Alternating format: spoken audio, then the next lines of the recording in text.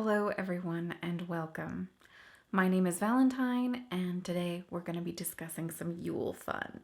So, I don't know about you guys, but I feel like Yule has had a very strong presence in my life this year. Also, last year. I feel like last year was my first delve into more Yule excitement than Samhain, which is weird. I love Samhain. I love Halloween. I love all of it. I love the thinning of the veil. I love the ancestral work. But I'm starting to look at Yule and the Christmas holiday season as an extension of death and rebirth and deep, deep cycles of transformation.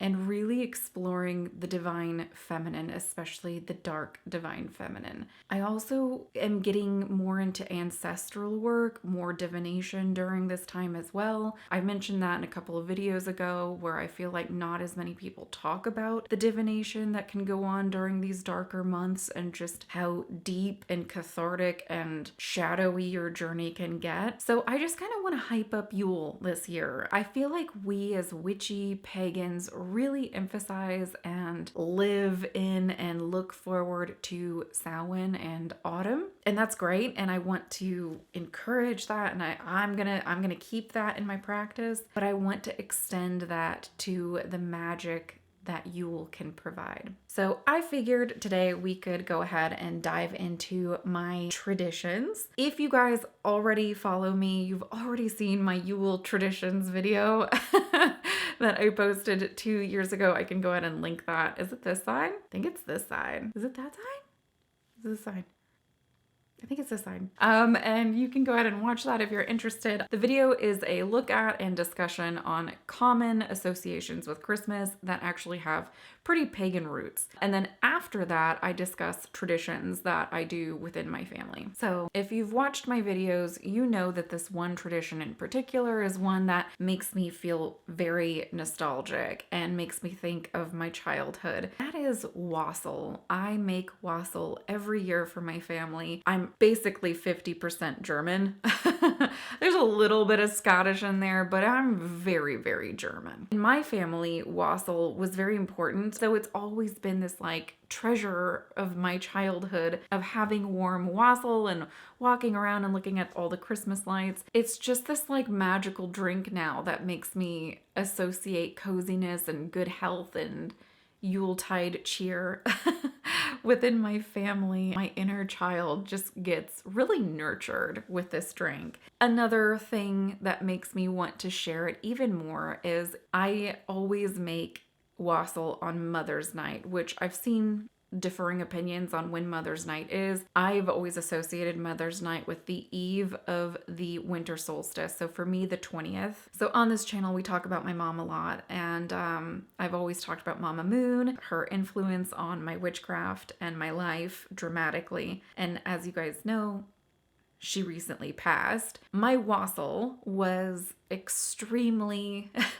There's no one else in my family who looked forward to my wassail more than my mother. My mom, she would like weeks leading up to Mother's Night, my mom would be like getting tired. You know what I mean? My mom loved my wassail. When I first made it for my mom, she had moved out of my sister-in-law's and my brother's house and moved in with me. And that first year I made her my wassail and she just absolutely lost it. And she called my sister-in-law. My sister-in-law ended up coming over and like taking a whole batch of it. And so that kind of turned into I make wassail and I give it to my family and I'll bottle it up in little bottles and be like, here you go. I'm also closer to my dad now, so maybe I can give him some as well. Like I was saying, my mom was a huge, huge, huge fan of my wassail, and that has only made this tradition even more special now. And I know that I'm going to be honoring her and remembering her with so much love this year, and I'm going to give her an offering of wassail on my ancestor altar and my altar that I have for her. So, along with the wassail, I will be also filming a short Yule tree decoration video where I decorate it and I will go over some witchy components that I add to it. Every year I've been adding something that I like to my tree because I'm not big on ornaments. Let's go ahead and get into the video. I'm going to show where I got the recipe from. Just keep in mind, I have altered it for me. All right, guys, let's get into that. Some festive Yuletide cheer. And here we go. Here is our first blessing from the Yule cat. Trash Goblin is also his other name that he goes by. Lord of Misrule seems to be his title this year. So like I was saying, I will go ahead and link the recipe down below, but I do change it quite a bit. I change it a lot to my taste, personal preference, and I don't drink alcohol. I ended up getting about 3 oranges and 2 apples. I only needed 1 each and then used 1 each for decoration. Here I'm just removing the skin of the ginger with a spoon under warm running water. Once the skin is removed, I then cut away any little pieces like little dried nubs on the edges and pat it dry, put it off to the side, and then washed my orange and apple. So what I love most about this wassail is not only my childhood and the nostalgia, but the massive amount of spiritual ingredients, esoteric ingredients, metaphysical properties, and just overall things that are good for your health. So number 1, apples. I work with a lot of death deities, death gods, chthonic deities. So apples are wonderful to represent the underworld. They're also great for psychic ability, divination, and to honor ancestors. With oranges, I mostly focus on success and good luck, a lot of wealth and prosperity, and good health. With ginger, I use for protection, amplifying magic, and adding a strong fire element. It also is supposed to aid in balancing your energy centers, and honestly, it's amazing for anti-inflammatory properties, which I can always use more of. I like to start out with a pre-made apple cider that I'm basically making into a mulled drink with the wassail. I also occasionally will add cranberry juice, sometimes pomegranate juice, and I definitely always add a little bit of orange juice. This is a very fiery, sacral root, solar plexus kind of drink. It's definitely meant for empowerment, success, wealth, health, good luck, all of that strong, fiery, masculine kind of energies, right? So this is a great drink to incorporate if you're wanting to bring in success or motivation or take actions towards a goal going into the new year. When it comes to the spices and herbs that I used, cinnamon was very much added for an oomph, you know what I mean? To like get things going, get things motivated, activate that fire and that passion. But also heavily I used it for protection and as like a shield to negate negative energies. Here, Honey Buns comes to try to take a sip and he doesn't really know how to handle the spoon, so I ended up feeding it to him. Also, if you guys see the little vanilla extract bottle off to the side, just completely ignore it. I didn't use that. I had to delete the footage of me showing it to you guys. I think I just took it out on reflex. As you can see, I more than doubled the amount of ginger that the recipe calls for. Again, I like it really, really spicy. Every once in a while, taste it, make it to taste. Again, I add more dry ingredients right here than the recipe also calls for. So it's all to taste, it's all to preference. As I'm placing each item into my little witchy cauldron, kitchen cauldron, I am putting in my intent, my wishes, everything that I'm bringing forward to whoever drinks this drink. Keep in mind that if there's something specific that you're wanting for just yourself, maybe don't do a communal drink. I did end up bottling this up and delivering it like a little Yule elf to my aunts and uncles. And then I took a large batch to my dad and my stepmom, and everybody absolutely loved it. Well, I haven't heard from one of my uncles, so I'm hoping he liked it, but he didn't say anything. He's also a Virgo like me, so he's like always disappearing on everybody and not responding to any texts. So here I have all of the ingredients inside of my little kitchen cauldron. I'm going to give it a stir and I let it cook for probably like 20 minutes until it's got to this frothy, boily little bit. But I mostly look at the fruit. So the fruit didn't look wilted enough, if you know what I mean. It didn't look soggy enough, so I let it go for like another 10 to 15 minutes. It does boil down. So if you are adding alcohol, the alcohol will boil off. Then you want to scoop everything out. You can use a cheesecloth for that. It's probably more effective that way. I just don't have one on hand. And because this drink doubles as a simmer pot, so does the fruit and herbs. So I'll let that dry out and be an offering for my deities. Here's a mug for my mom, and now to the tree. All right, everybody. Here is our new Christmas tree. It came in 2 boxes, which should have been a sign to me that it was going to be massive. But yeah, here's a sneak peek at our new house. Don't judge the decor. Everything was in boxes, and I just threw it out there. My favorite thing is definitely the trees. We have a lot of trees. I love my porch. This little sticker I thought was hilarious. It looks like they picked it up and were like, oh shit. Honey Buns is definitely the manpower behind this tree decorating thing. I would not be able to do it without him. This tree, if you like it, I believe the flocked wintry snow version of this tree is available. I got this tree on sale for like $600, which is quite a bit, but we keep our trees for a minimum of 5 years. But the flocked version is on sale right now for like $397. Okay, so here, like I've said in previous videos, I view the Christmas tree very much as a giant pillar or embodiment of what I'm going to bring in. So here I am cleansing the tree. I cleanse my tree every year. I go counterclockwise with my bell to cleanse and clockwise to imbue. So here I am doing that. Like I said, I do it with my tree every year, no matter if it's new or not.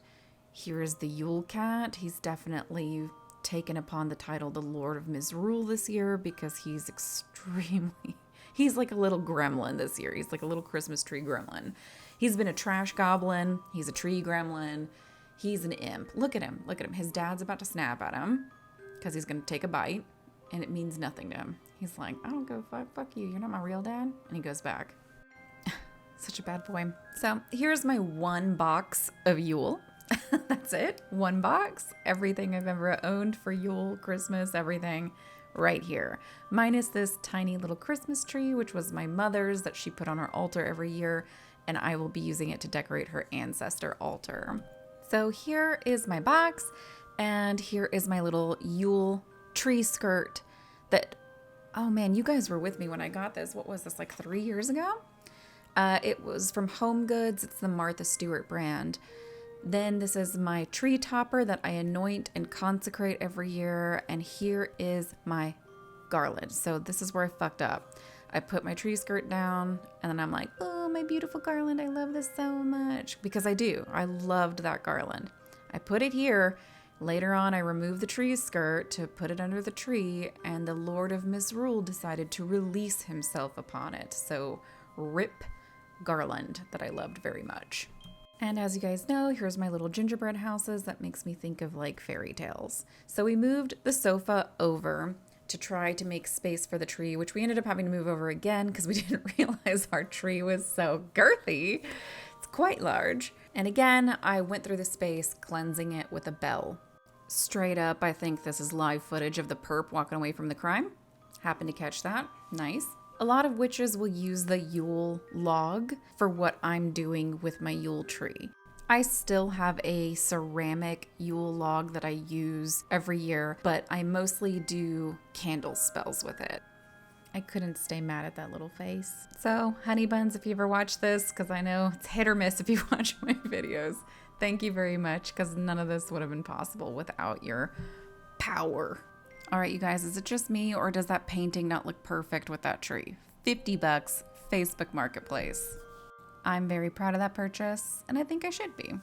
Heads up, if you get this tree, it does require a lot of finagling. The people who packaged it really bent the wire to get it to fit in the box. To be completely honest, I'm really surprised how much I like this tree. You guys know I typically have a more sparse looking tree, but this one is sparse in its own way. It's kind of got like jagged points. I went ahead and put the tree topper on the top just to get a good look of what it looks like, how it fits. but I did end up having Honey Buns take it down, and then I consecrated and anointed it with all the goodies that I was bringing into this year. So that is it for the first night. The first night we put up the tree. Here is the Yule cat settling in, ready to charge up the tree with his own Yule blessings. I do not view my live animals as familiars personally. That's my personal preference. But I do think that as a family member, he blesses our tree along with the house spirit. That's another thing as well that I didn't even mention is I do call in spirits that I work with to bless the tree in the house, especially because tree decorating is seen very much as veneration of the trees that you are decorating. But in this instance, it's more of an offering for my house spirit. So here is the rest of my Yule decor.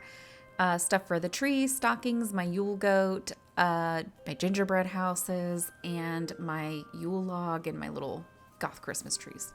I can do in a separate video the candle spells that I typically do, or at least an example of the candle spells that I do for my Yule log. And remember, you guys, there is no right or wrong when it comes to the type of witchcraft that you perform. This is just what I like to do. Also, you don't even need a whole ass giant tree like this to do this type of magic.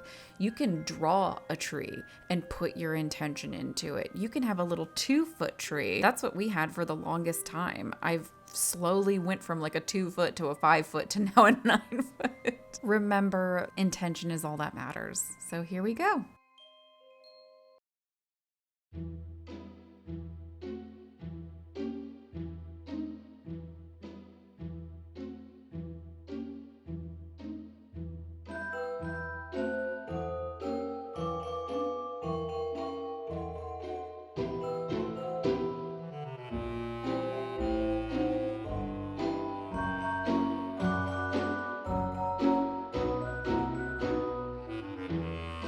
We bought enough candles for a 6-foot tree, not a 9-foot, so it's a little bit sparse, but here is our traditional orange slices.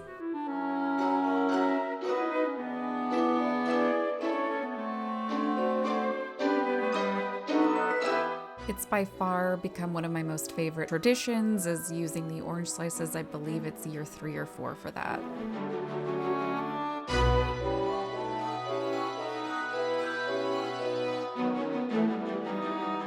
In previous years, I decorated my tree with flowers such as baby's breath to try to bring in and amplify the magic. This year, I'm not going to be doing any flowers, but I am going to be incorporating bows and a type of knot magic. So with each bow that I made, I set a little intention. For me, this works perfectly with my Victorian Christmas and my candles.